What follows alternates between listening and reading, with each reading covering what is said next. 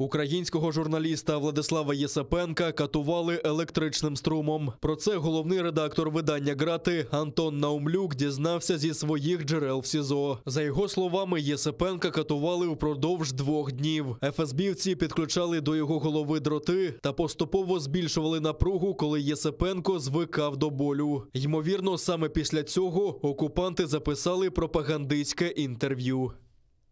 Дело Есипенко ведет молодой следователь Виталий Власов. Посмотреть со стороны приятный человек. Дочка маленькая на гитарке играет. В песенном конкурсе участвовал. Всегда интересовало, как они проводят черту между жизнью на воле, где у них выходные с детьми, море, поездки на Донбай, и жизнью в погонах, где на грязном заплеванном полу лежит голый связанный человек с пакетом и проводами на голове и извивается, когда начинают крутить ручку динамо-машины.